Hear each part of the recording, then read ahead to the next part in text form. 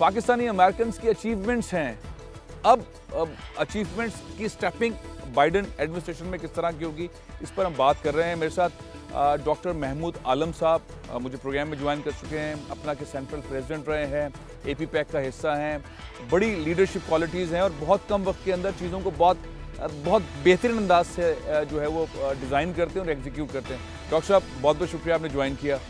हम अभी बात कर रहे थे, डॉक्टर नसर से ही बात कर रहे थे, डॉक्टर इजाज़ से ही बात कर रहे थे, पाकिस्तानीज़ की अचीवमेंट इन 4 सालों के अंदर कुछ ज़्यादा हैं। डिसीजंस अच्छे हो गए, प्लानिंग अच्छी थी, एग्जीक्यूशन अच्छी हो गई, अब टेबल पर हैं बाइडन एडमिनिस्ट्रेशन के साथ। मैं बार बार हर पाकिस्तानी सोच रहा है, पहले तो खुश भी हो रहा है, लेकिन सोच ही रहा है हमें मिलेगा क्या शॉर्ट टर्म में, लॉन्ग टर्म में, मिड टर्म में, हमें क्या मिलेगा? आप क्या समझते हैं हम क्या हासिल कर सकेंगे? शुक्रिया बहुत बहुत आपका।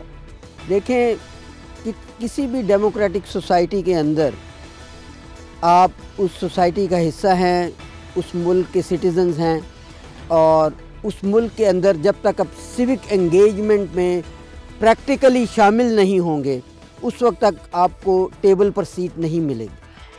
तो हमारा जो हदफ रहा है, और ये कोई रीसेंट नहीं है, बहुत अरसे से मुख्तलिफ लोगों ने इसमें बड़ी कोशिशें की हैं, पाकिस्तानी अमेरिकन्स ने, और इस लेवल पे अब हम पहुँचे हैं कि हम बड़ी मुश्किल से हमने पिक्चर अपॉर्चुनिटी से आगे बढ़ के मसाइल के ऊपर बात करनी शुरू की है। मतलब वो जाके सेनेटर के साथ तस्वीर खिंचवाई और चले गए, हाँ, लाइन लगा के, उससे आगे आ गए।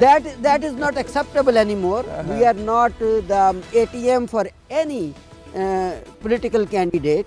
Yes, money is very important in the political process. Supporting the candidates, they need to run their campaigns, and it helps both ways. लेकिन जब तक आप अपने इश्यूज़ को लेके नहीं आए जो कि आपकी कम्युनिटी के लिए इम्पोर्टेंट हैं। हम यहाँ पे इमिग्रेंट्स हैं, ठीक है, हमें किसी को 30 साल, 35 साल, 40 साल, 50 साल हो गए हैं जी। तो हम ये चाहते हैं कि हम इस रास्ते को हमवार कर दें उस फर्स्ट जनरेशन के लिए जो यहाँ पे पैदा हुई है, इसको अपना मुल्क समझती है, और वो लोग इस चीज़ को लेके आगे बढ़ें। तो मेरे ख्याल में ये 2 स्टेप बड़े इम्पोर्टेंट थे इस हवाले से। पहला वो वक्त आया जब 9/11 के फ़ौरन बाद का था कि मुसलमानों को दबाने की कोशिश की गई, या मुसलमान हरासमेंट में आ गए, और सब बाज़ औक़ात ये लगता था कि पाकिस्तानी ख़ास टारगेट्स हैं।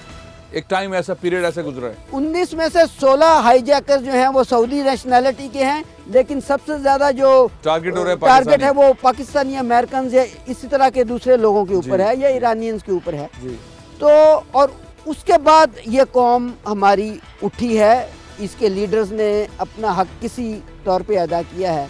लेकिन जब से ये पिछले 4 साल में एक्सट्रीमिज़म, वाइट सुप्रीमेसी का आया है, और it's a real thing.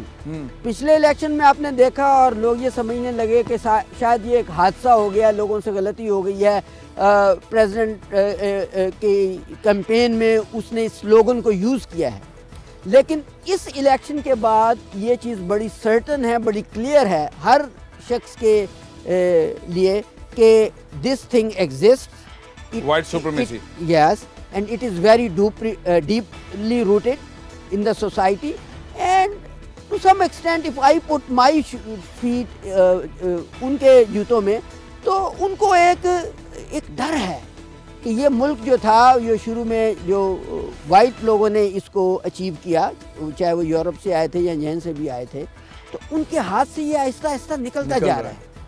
So democracy में जब एक वोट, एक पर्सन, चाहे वो काला हो या गोरा हो या किसी और कम्युनिटी से ताल्लुक़ रखता हो, that you have to accept.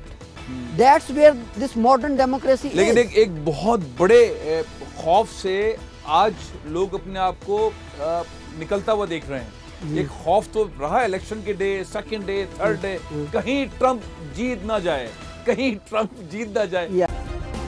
Subscribe करें और बेल दबाएं ताकि कोई खबर रह न जाए।